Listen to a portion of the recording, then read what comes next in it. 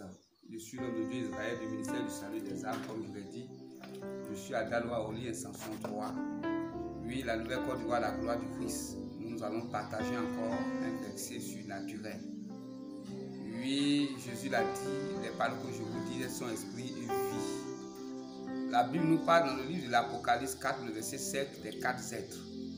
Nous parle du lion, nous parle du bélier, nous parle de l'homme, nous parle de l'aigle. Ce sont des êtres surnaturels.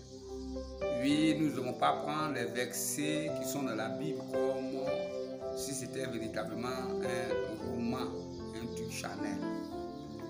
La Bible dit que Jésus-Christ est le lion de la tribu de Juda. Je voulais te parler du combat spirituel. Nous devons atteindre ce niveau spirituel. Et lorsque nous sommes véritablement des lions en Jésus-Christ, que l'Esprit du Christ est en nous, nous devenons farouches dans le combat spirituel.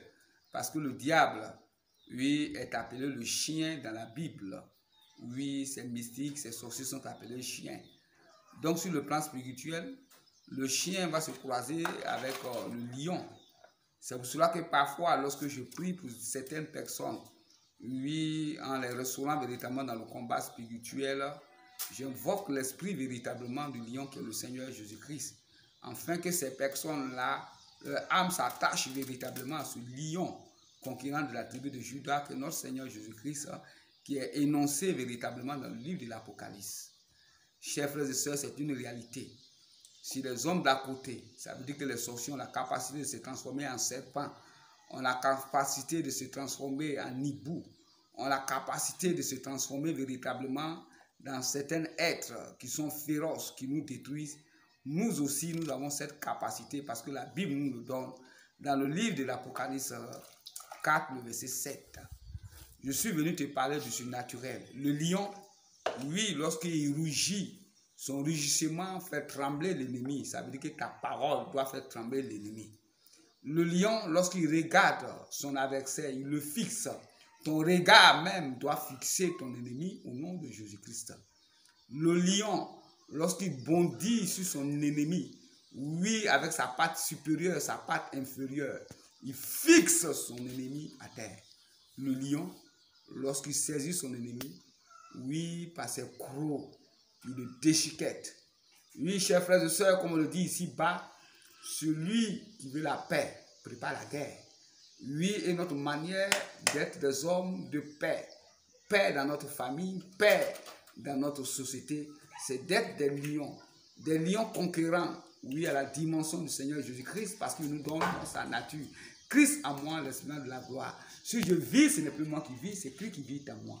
Ce ne sont pas des paroles en l'air, mais nous devons nous approprier ces paroles qui sont dans la Bible et être un avec cette parole-là. C'est elle qui fera de nous des personnes surnaturelles, afin véritablement d'être farouches dans le combat spirituel. Je voulais partager véritablement, oui, cette expérience avec toi. Que tu sois à compter d'aujourd'hui au nom de Jésus-Christ. Un lion conquérant, un lion, oui, qui revient véritablement du carnage, comme la Bible dit dans le livre, oui, de la Genèse 49.